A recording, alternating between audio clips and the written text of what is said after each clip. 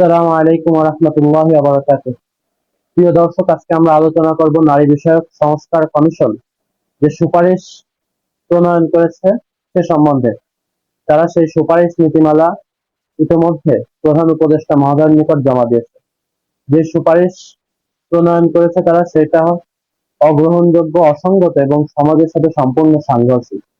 সাংঘর্ষিক বিষয়গুলোর মধ্যে অন্যতম হলো তারা পতিতাদেরকে শ্রমিকের মর্যাদা এবং যারা শরিয়া আইনের কারণে নারী বৈষম্যের শিকার এমন বিষয় সেই সুপারিশ নীতিমালায় তারা উল্লেখ করেছে।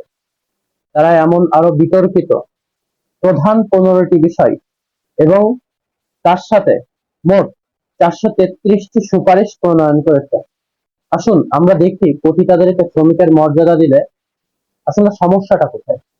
পতিতা বৃত্তি, যা বাংলাদেশে নিষিদ্ধ এবং অগ্রহণযোগ্য এবং সমাজের সর্বনিম্ন স্তরের জঘন্য কাজগুলোর মধ্যে একটা, যেটা অবৈধ। শ্রমিক তারা যারা বৈধ কাজের মাধ্যমে তাদের পারিশ্রমিক গ্রহণ করে থাকে, কিন্তু পতিতাবৃত্তি কোনো বৈধ কাজ নয়। এটা সমাজের সর্বনিম্ন এবং সর্বজঘন্য এবং একটা অবৈধ কাজ। সুতরাং এই অবৈধ কাজ করে কেউ শ্রমিকের মর্যাদা পায় না। অবৈধ কাজের মাধ্যমে মানুষ শাস্তির সম্মুখীন হয়। অবৈধ কাজ যারা করে এদের পুনর্বাসনের প্রয়োজন, তাদের শ্রমিকের মর্যাদা দেওয়ার প্রয়োজন নয়। যদি এদেরকে শ্রমিকের মর্যাদা দেওয়া হয়, তাহলে কালকে কেউ বলবে চোরকে, ডাকাতকে শ্রমিকের মর্যাদা কেন দেওয়া হবে না, তারাও তো কাজ করে। কিন্তু এখানে একটা বিষয় আমাদের স্পষ্ট বুঝতে হবে, বৈধ কাজ আর অবৈধ কাজ। পতিতারা যে কাজটা করে সেটা সমাজের একটা অবৈধ কাজ। সুতরাং যে অবৈধ কাজ করে তারা কখনোই শ্রমিকের মর্যাদা পায় না।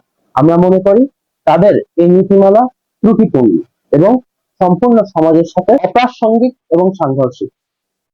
পতিতাবৃত্তি শুধুমাত্র একজন নারীকে নয়, বরং একটি পূর্ণ যুব সমাজকে ধ্বংস করে ফেলে, যেখানে যুবক যুবতীর অবাধ মেলামেশা এবং অবৈধ কালচারে ভরা থাকে।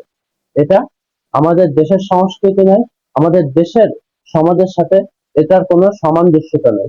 অসামঞ্জস্য একটা বিষয়কে তারা সেখানে তাদের মর্যাদা দেওয়ার জন্য বলেছে। এটা সম্পূর্ণ অগ্রহণযোগ্য একটি বিষয়। 2019 সালে ভাইস এর করা একটা প্রতিবেদনে দেখা গেছে বাংলাদেশের একটা পতিতালয়ে তারা জরিপ চালায়। সেখানে যে নারীরা বসবাস করে তারা কেউ স্বেচ্ছায় এই অপকর্মে লিপ্ত হতে চায়। তারা চায় তাদের একটি সুস্থ পুনর্বাসন। কিন্তু আমার অত্যন্ত দুঃখের সাথে বলতে হয়, আমাদের নারী বিষয়ক সংস্কার কমিশন তারা তাদের পুনর্বাসনের কথাকে বাদ দিয়ে তারা তাদেরকে শ্রমিকের মর্যাদা দিতে চায়। কিন্তু তারা স্বেচ্ছায় শ্রম দেয় না, তারা অবৈধ কাজ স্বেচ্ছায় করে না, তারা অনিচ্ছায় করে। কেউ বিভিন্ন ফাঁদে পড়ে তারা এইসব কাজে লিপ্ত হয়। সুতরাং তাদের শ্রমিকের মর্যাদা নয়, তাদের দরকার সঠিক পুনর্বাসন। তারা আরো একটি বিষয় সেখানে উল্লেখ করেছে। তারা বলেছে যে শরিয়া আইনের কারণে নারী বৈষম্যের শিকার। এই কথাটা সম্পূর্ণ মিথ্যা এবং এই কথার সাথে মূল বিষয়ের কোনো সামঞ্জস্যতা নেই। তারা বলেছে যে শরিয়া আইনের কারণে যে লোক জমি জায়গা কম পায়, মহিলারা তাদের অধিকার থেকে বঞ্চিত হয়। কিন্তু এই কথাটা সম্পূর্ণ শরিয়াকে এই দেশ থেকে মিটাই দেওয়ার জন্য প্রণয়ন করা হয়েছে। বাংলাদেশের কোথাও শরিয়া আইনের বাস্তবায়ন নেই।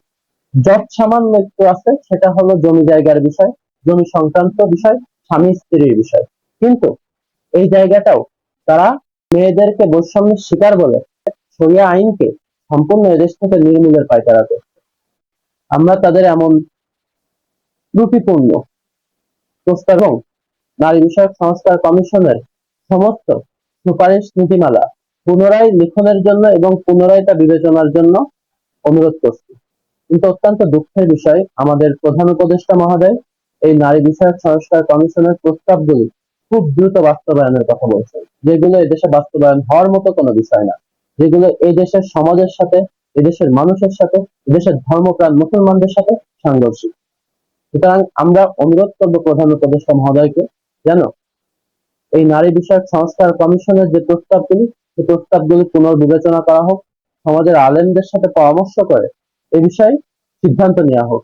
অন্যথায় দেশ অশান্তি এবং অস্থিতিশীল পরিবেশের দিকে ধাবিত হবে।